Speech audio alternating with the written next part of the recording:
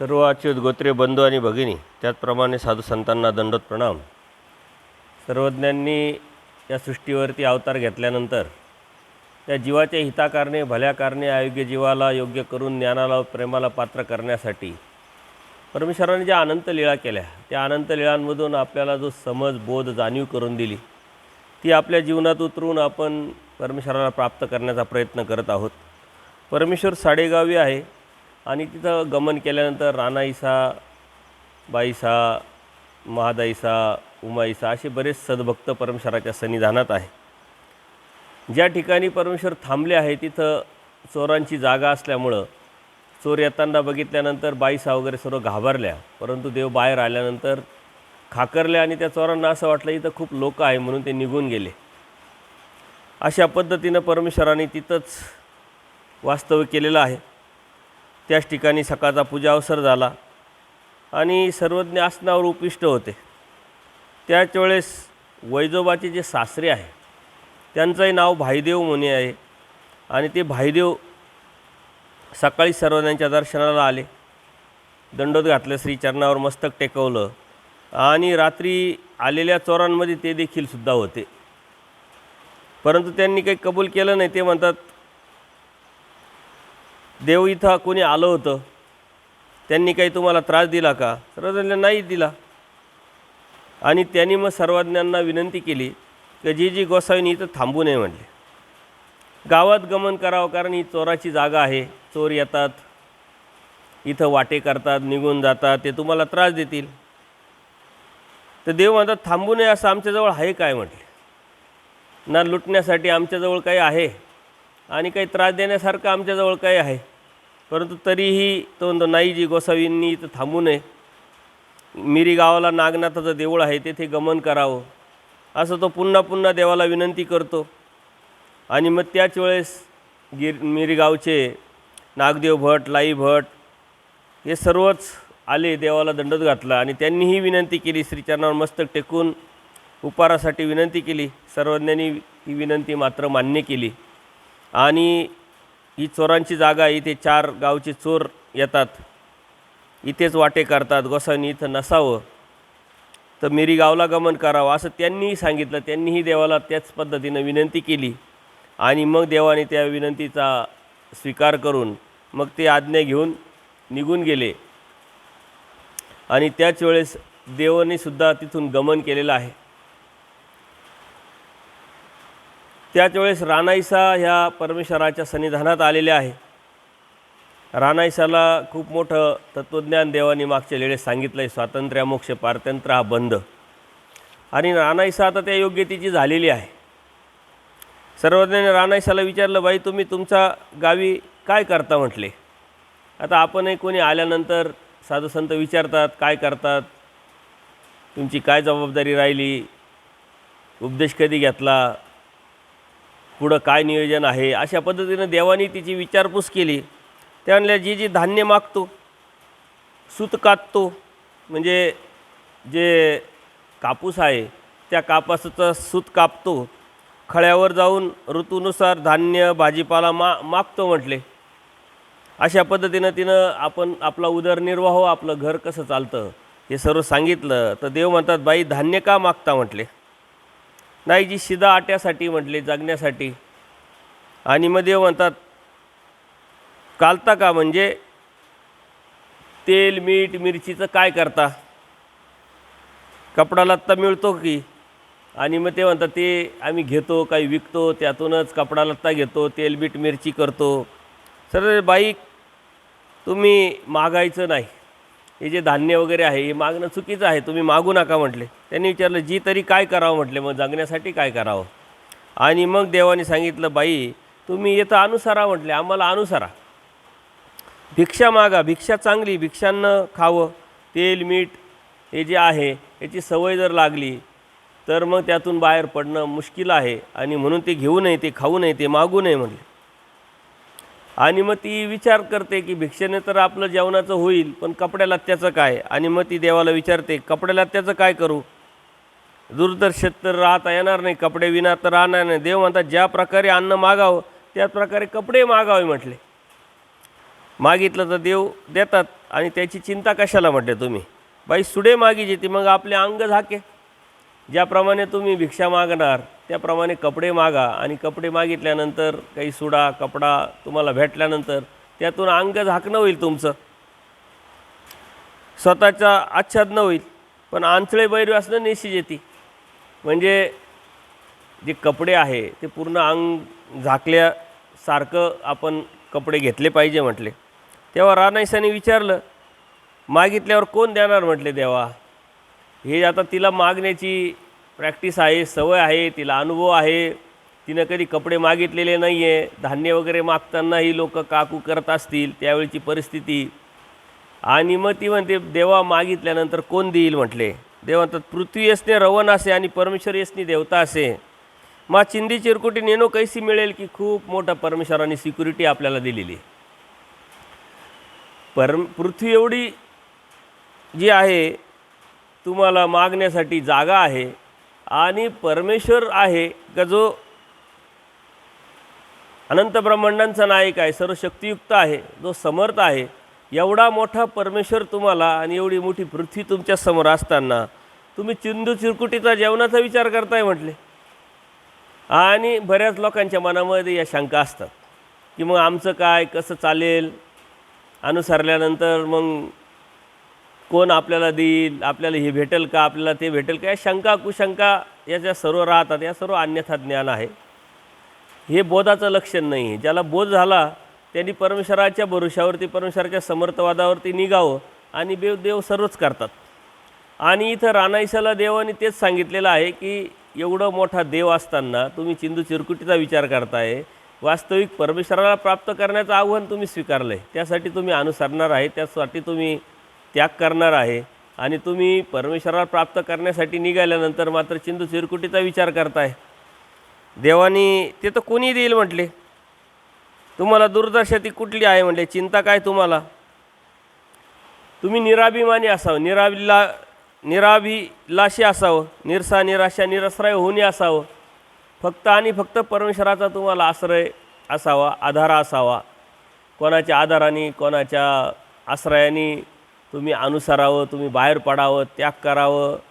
आणि मग ते देतील, मग तुम्ही घेतील, ते तुम्हाला सांभाळतील, मग तुम्ही तुमचं आयुष्य परमेश्वराच्या प्राप्तीच्या अनुषंगाने काढाल, असा विचार न करता परमेश्वराचं समर्थवादावरती पूर्णपणे निराभिलाषी आणि निरावलंबी आपण असलं पाहिजे म्हटलं. आणि ज्या देवाच्या भरोशावर आपण निघालं की देव कोणाला उभा करील आणि कोणाच्या माध्यमातून आपल्याला सहाय्य करील हे सांगता येणार नाही. परंतु परमेश्वर समर्थ आहे. आपण चिंतन करावं, निरपेक्ष असावं, निराभिमान असावं, अनन्य गतीनं परमेश्वराला शरण यावं, त्या समर्थवादावरची आपली निष्ठा असावी. ज्यानं करावं तो करील बाई, तुम्ही फक्त आम्हाला अनुसरा म्हटले. अनुसरणानंतर तुमचं जे सर्व आहे योगक्षेम वाहम्यम, सर्व काही तुमचं जे आहे त्याची जबाबदारी आमची. अनुसरणानंतर जीणं मरणं ती जबाबदारी आमची. अशा पद्धतीनं देवाने तिला भरपूर निरूपण केलं. आणि मग रानाईसा म्हणले, नाही जी, मी गावाला जाईल, कापूस आहे तो काढून मग विकील आणि मग अनुसरेल. ती का अडकली कशामध्ये? कापसामध्ये. आपणही म्हणतो की आपली जबाबदारी काहीच राहिलेली नाही आहे, परंतु हे काम आहे, ते काम आहे, हे झाल्यावर ते करल, ते झाल्यावर ते करल. परंतु तेवढी कणव पण जोडलेली आहे. रानाईसाने ती कणव जोडलेली आहे. आणि स्थळपोथीमध्ये ह्या रानाईसाचा एक पक्ष येतो, कणवेतो रानाईसाचा कापूस जाळीनाला. म्हणजे परमेश्वराने तो जाळला, आता पुढं येणारच आहे.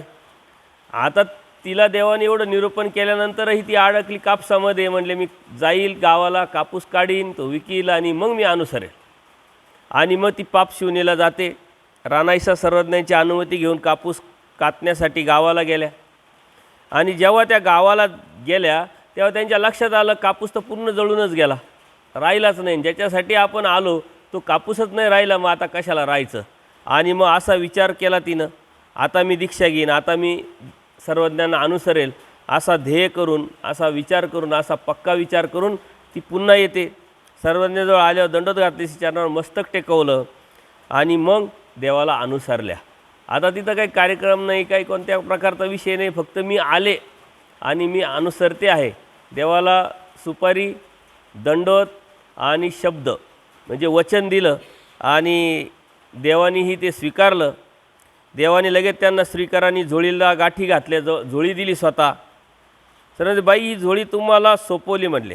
झोळी म्हणजे गजात लक्ष्मी, म्हणजे श्रीमंती सर्वात मोठी आहे, कारण ती तुम्हाला दिल्यानंतर तुम्हाला जे जे पाहिजे या झोळीमध्ये येईलही बी, आणि जे जे तुम्हाला गरजेचं आहे ते तुम्ही या झोळीमध्ये मागू शकता म्हटले. त्यामुळं त्यांनी ती झोळी घेतली. नाथोबा आलेले होते, ते भिक्षेला जायला लागले आणि देवाने मग सांगितलं का भिक्षेला जात होते. त्याच वेळी देव म्हणतात, मंडळी का यांनाही तुमच्यासोबत भिक्षेला घेऊन जा. ते म्हणले हो का जी. मग मिरी गावला ते दोघे जण भिक्षेला जातात. आता त्यांना भिक्षा बरेच लाडू, मांडे, तुरी, पोळ्या, धिरडी, भाकरी, वेगळ्या प्रकारचे पदार्थ त्यांना पहिल्याच दिवशी भिक्षेला भरपूर आले. वरण, भात, खीर, भाजी असे सर्व भिक्षा आल्यानंतर ते देवाला येतात, देवाला झोळी दृष्टीपूत करतात. सर्वज्ञांनी डावा श्रीकर झोळी खाली घालून झोळीवर उचलली आणि उजव्या श्रीकरांनी थोडासा प्रसाद घेतला. आणि मग मात्र रानाईसाला सर्वज्ञ म्हणतात की बाई इतकी अन्न काय एका घरी होते का? एवढे पक्वान्न जे तुम्हाला भेटले ते तुम्ही तुमच्या घरी बनवू शकत होते का? एकाच वेळेस ते करत होते का म्हटले. आणि अशा काही पदार्थ इतके भेटले तुम्हाला, ते घरी तयार होतात का? तयार करता येतात का? करतात का लोक? त्यामुळे नाही जी, इतके कशाला तयार होतील म्हटले. एकाच घरी इतके पदार्थ कसे काय असणार म्हटले. वेगळे पदार्थ जे आहे, काही कधी तर घरी मीठ असायचं तर तेल नसायचं, तेल असायचं तर मिरची नसायची. अशा पद्धतीनं तिची जी अडीअडचणी होत्या किंवा परिस्थिती होती तेही देवाला मोकळेपणाने तिने सांगितलं. तेल आहे तर हे नाही, हे आहे तर ते नाही, अशा पद्धतीनं राहत असताना पक्वान्न कसे काय तयार होतील आणि पक्वान्न कसे बनतील. मग देव म्हणतात बाई रोज भिक्षा मागावी. ते म्हणाले हो का जी. सर्व म्हणाले भिक्षा राज्य बाई. आता जे भिक्षा तुम्ही आणलेली आहे तिच्यावर तुमचं राज्य आहे, ती तुमची आहे. त्याच्यामुळं भिक्षा दररोज मागावी. राज्य काय कुणाला असतं का म्हटले. आणि भिक्षा म्हणजे पारधी का? भिक्षेचे सूत्र देवाने तिला सांगितलं. भिक्षा म्हणजे पारधी आहे. राज्य तर सांगितलं पण पारधी पण आहे. जसं पारधी शिकारीला जातो, कधी भेटती कधी नाही भेटत, कधी छोटी भेटती कधी मोठी भेटते. पारद त्याला जे आहे त्या पद्धतीनं भिक्षा ही आहे का तुम्ही गेल्यानंतर कधी भेटेल, कधी भेटणारही नाही, कधी जास्त भेटेल, कधी कमी भेटेल. अशा पद्धतीनं देवाने पहिल्याच अनुसरल्याबरोबर देवाने तिला जे गरजेचं आहे ते सांगितलं का दररोज भिक्षा तर मागितलीच पाहिजे, परंतु मागताना असाही विचार नाही केला पाहिजे का ती दररोज आलीच पाहिजे किंवा येईलच.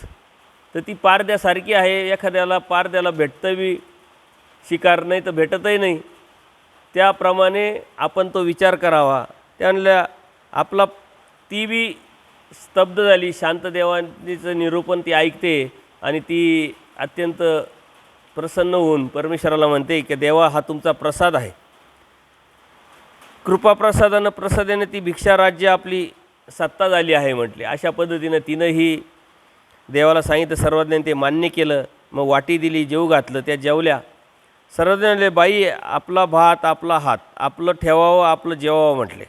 अशा पद्धतीने देवांनी त्यांना परत बरंचसं निरूपण केलेलं आहे. रानाईसांनी हो का जी असं बोलून श्रीचरणावर मस्तक टेकवलं आणि ती आता देवाला अनुसरली, देवाबरोबरच राहायला लागली, भिक्षा मागायला लागलेली आहे. तिची कणं होती, तिची योग्यता होती, तिची पात्रता होती. खूप जास्त भेटी झाल्या नाही, परंतु भेटी अंती देवाने जे तिला सांगितलं, समजावलं, ते तिच्या डोक्यात लगेच प्रकाश पडला आणि त्यानंतर तिने लगेच निर्णय घेतला. अडकली होती कशामध्ये? कापसामध्ये. तर देवाने तोही जाळून टाकला. आपल्या जीवनामध्ये अडीअडचणी येत राहतात, संकट येत राहतात. हे सर्व काही परमेश्वराची कृपा आहे. आपला कर्मनाश व्हावा, आपली योग्यता वाढावी, आपली अयोग्यता संपून जावी.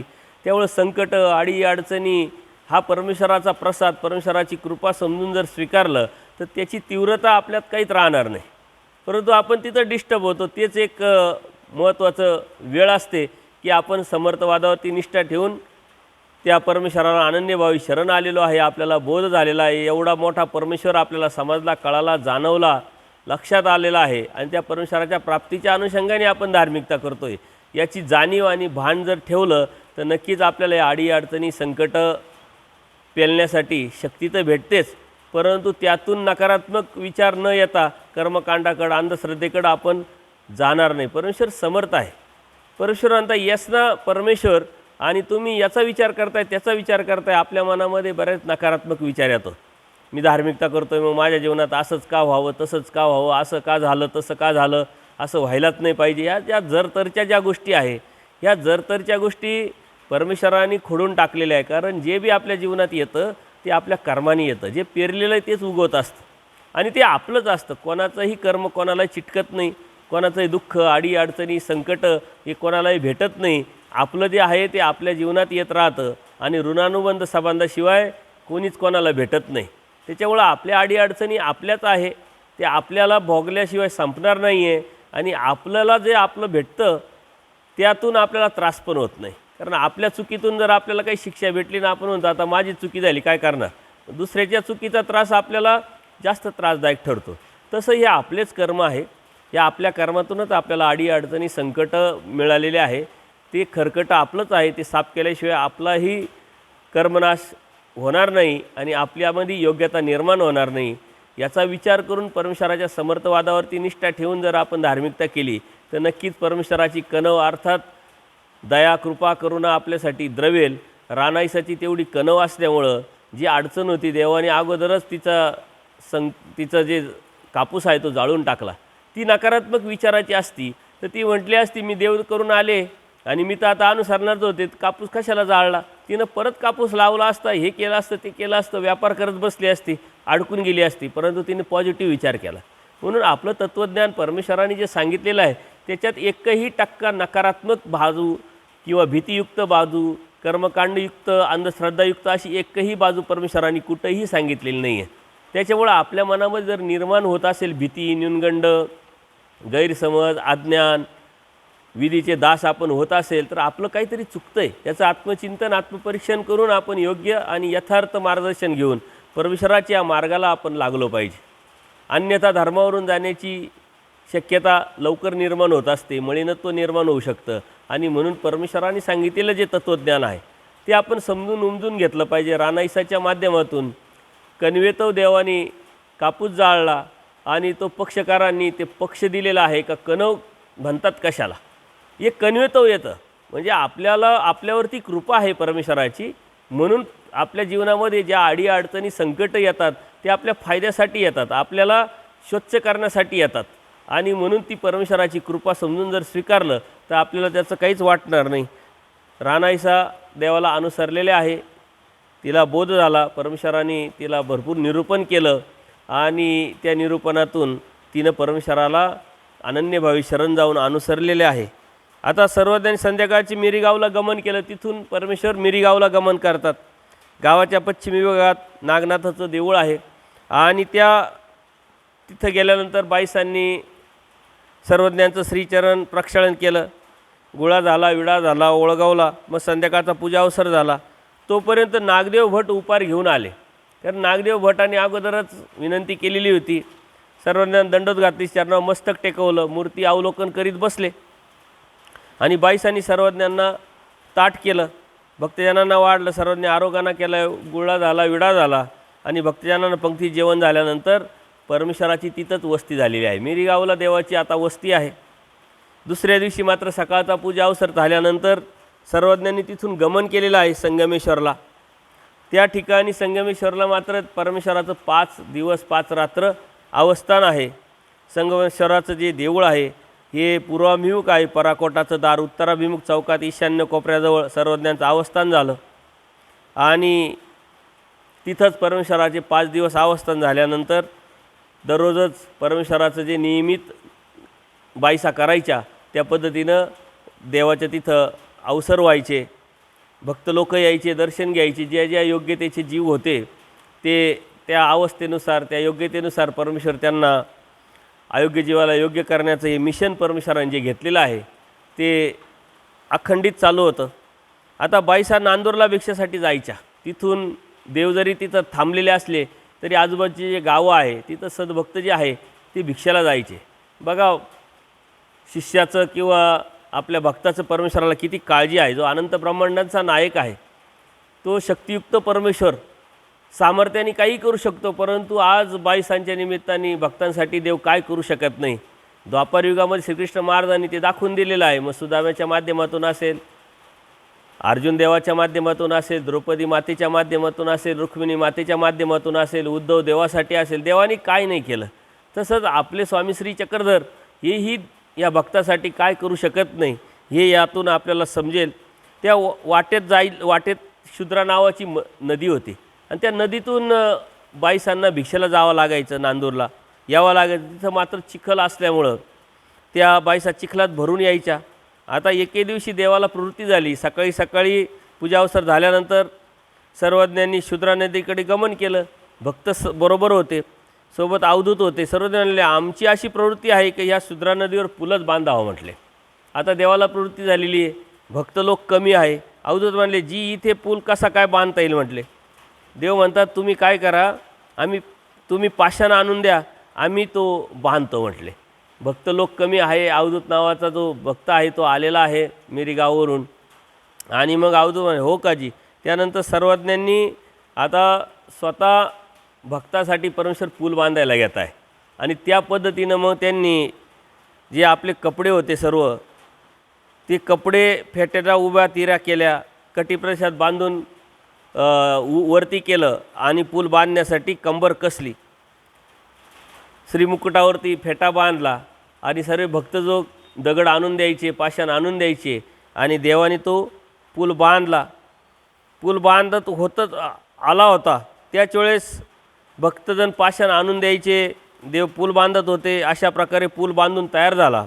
आणि त्याच वेळेस उपाध्ये जे आहे ते सर्वज्ञांना येतात, दंडोत घालतात, श्रीचरणावर मस्तक टेकवतात आणि उपाध्यांना सर्वज्ञांच्या भेटीचं सौभाग्य तिथं लाभतं. त्यानंतर जे साडेगावहून काळीदास भट आहे ते उपार घेऊन येतात त्याच वेळेस. आणि त्यांना येताना पाहिलं, लांब होते ते, येताना पाहिलं आणि देव म्हणतात आता इथे पाहुणे आलेत म्हणले, आता काम थांबवा म्हटले. आता महात्म्य व्हावं लागेल. भक्तजन आले. अवधूत म्हणले हो का जी. आता परमेश्वराने भक्तासाठी काम करायचं सुरुवात केलेली आहे. लोक पाषाण आणून देत आहे, सद्भक्त ते स्वतः बांधत आहे. परंतु काळीदास भट आता हे जे आहे यांना कोणत्या प्रकारचा बोध नाही आहे, फक्त एक दर्शनीय आहे. आणि देवाला ते उपार घेऊन येत आहे. ते येताना पाहिल्यानंतर समाज व्यवस्था काय आहे, सृष्टी व्यवस्था काय आहे, ह्या अनुषंगाने देव म्हणतात की आता काम थांबावं लागेल. पाहुणे येत आहे तर आपल्याला आता महात्मा व्हावं लागेल, महात्मावेश धारण करावं लागेल. आणि अशा पद्धतीनं सर्वज्ञांनी कपड्याजवळ गमन केलं आणि फ्रेश होऊन लगेच पटकेन जे बी आहे ते कपडे परिधान केले. फुटा पांघरून त्यांच्या श्रीमुकुटावर आच्छादन घेतलं. आणि जिथं बिडारावरती देव गमन करतात. आता काळीदास भट डोक्यावर उपाराची पाटी घेऊन येतात. येताना त्यांच्यावर गौराईसा पण आहे. गौराईसाच्या डोक्यावर उडदाचे जे वडे आहे त्याचे मडके आहे.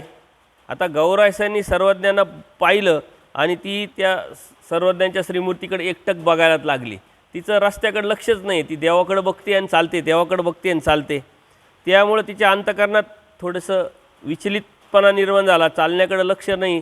आणि त्याच्यावेळेस ते आडखळल्या आणि त्या आडखळल्यामुळं काय केलं, त्यांच्या डोक्यावरती जे मडकं आहे वड्याचं ते खाली पडलं आणि ते फुटलं.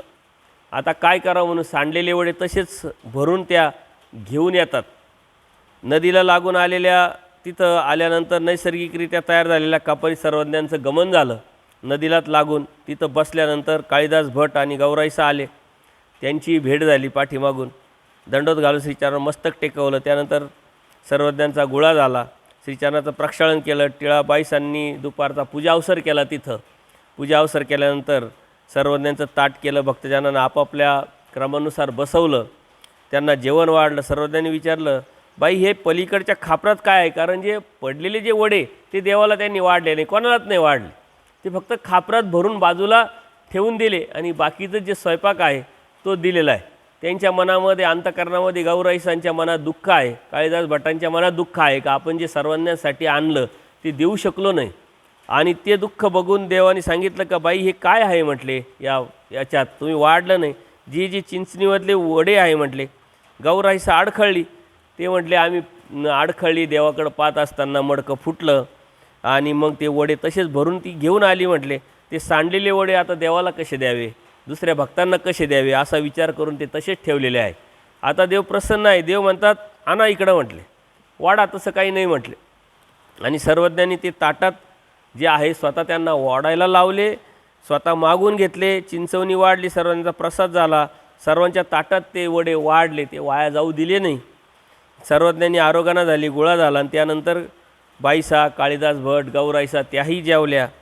सर्वज्ञांचा पौड उपोड झाला आणि त्यानंतर सर्वज्ञान संध्याकाळपर्यंत तिथंच थांबले. ते गौराईसा, काळिदास भट आणि संध्याकाळच्या सुमारास सर्वज्ञांनी नजरेनं नांदूर अवलोकलं. तिथूनच नांदूर जे गाव आहे ते देवानी अवलोकन केलेलं आहे. सर्वज्ञांनी आता इथे पाहुणे आलेत आणि हे तर रान आहे, आता रानात नंदूरपूरला जावं लागेल म्हटले, नंदपूरला जावं लागेल. देवाने तिथूनच ते अवलोकन केलेलं आहे आणि देव आता जिथं थांबले आहे ती एक कपार आहे. त्या नदीच्या कडेला कपार असल्यामुळं तिथंच थांबले, तिथंच पूजा अवसार, तिथंच पिढाहरण होऊन तिथंच देवाचा आराम झालेला आहे. आणि सायंकाळच्या वेळेस मात्र देव म्हणतात इथं जंगल आहे, इथून आता गावाला जावं लागेल, गावात जावं लागेल. आणि मग सर्वज्ञांनी काळिदास भटांनी जाण्याची अनुमती दिली. तसेच सर्वज्ञसुद्धा ते त्यांच्या गावाला गेले आणि सर्वज्ञ नांदूरला गमन करतात. अशा पद्धतीनं परमेश्वरनी त्या गौराईसाला काळिदास भटांच्या उपाराचा स्वीकार केलेला आहे.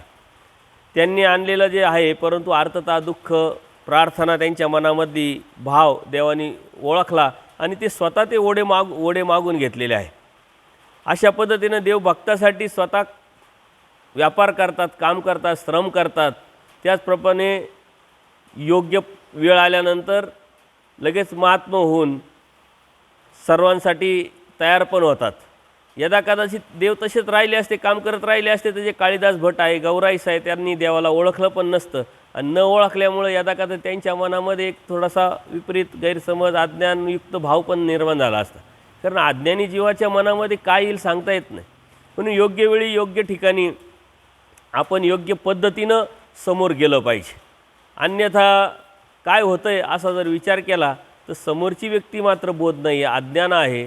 त्यामुळं समाजव्यवस्था, सृष्टीव्यवस्था परमेश्वर पाळतात, तर आपणही ती पाळली पाहिजे.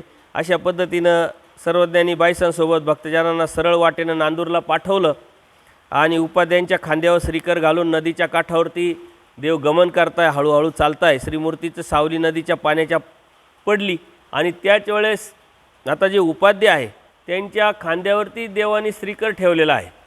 आणि नदीच्या काठेला जाताना त्या नदीच्या मध्ये जे असलेले जे जलचर आहे ते पाण्याच्या पृष्ठभागावर आलेले आहे. सर्वजण श्रीमूर्ती पाहू लागले आणि मग उपाध्यांना देव विचारतात, बटिकाओ हे जलचरे काय पाहत आहे म्हटले. आता त्यांच्या काही लक्षात येत नाही आणि तेव्हा उपाध्ये गप्पच.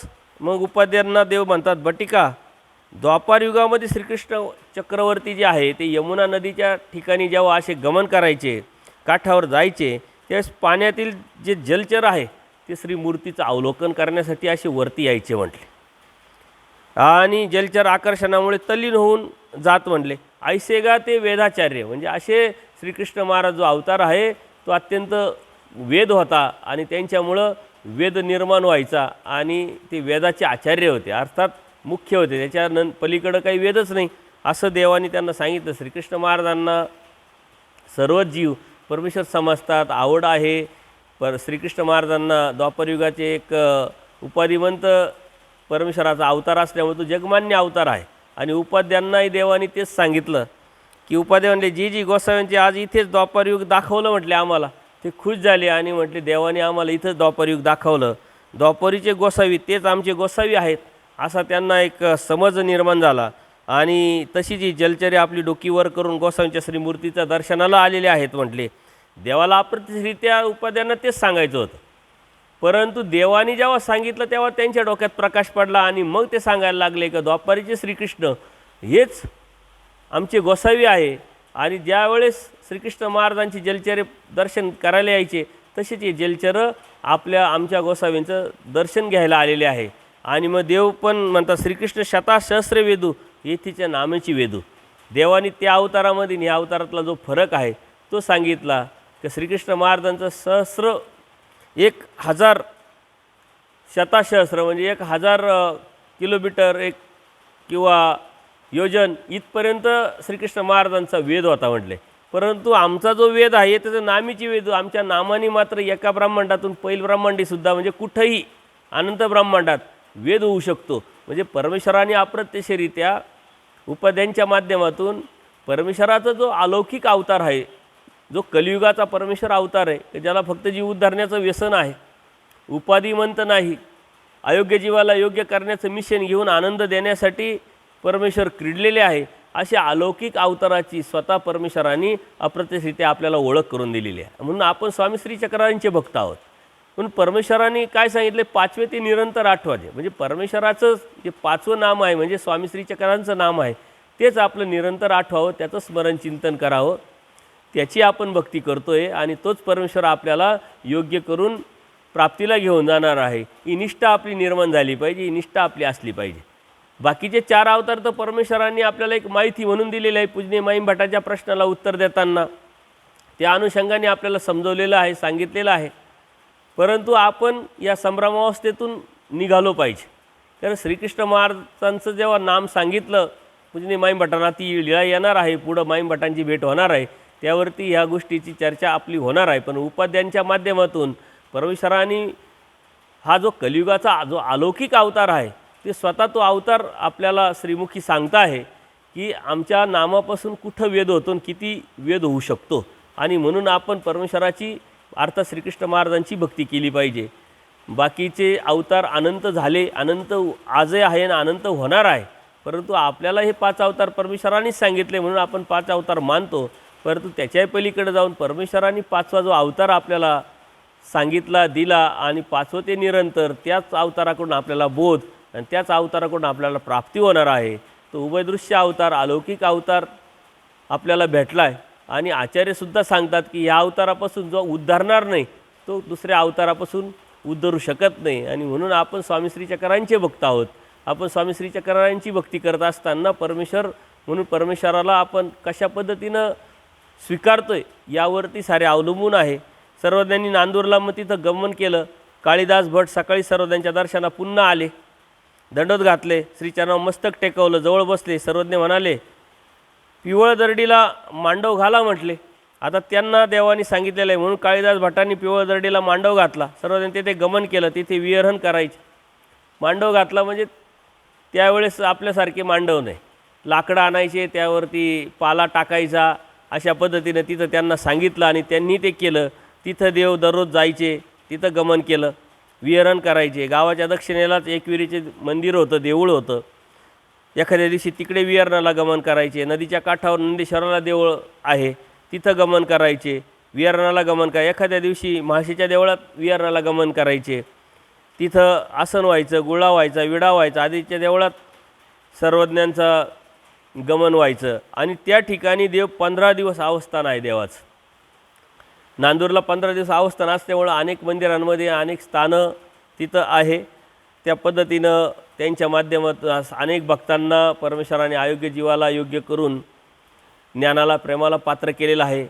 या लीळांमधून आपल्याला परमेश्वराने जे अलौकिकता आणि समज दिलेला आहे, तो समज आपल्या जीवनात उतरून आणि 5वं ते निरंतर सतत स्मरण करून आणि त्या परमेश्वराने सांगितलेलं ज्ञान, बोध, समज आपल्या जीवनात उतरवला तर नक्कीच आपल्याला परमेश्वर होईल. सर्वज्ञ श्री चक्रधर स्वामी की जय. दंडवत हो.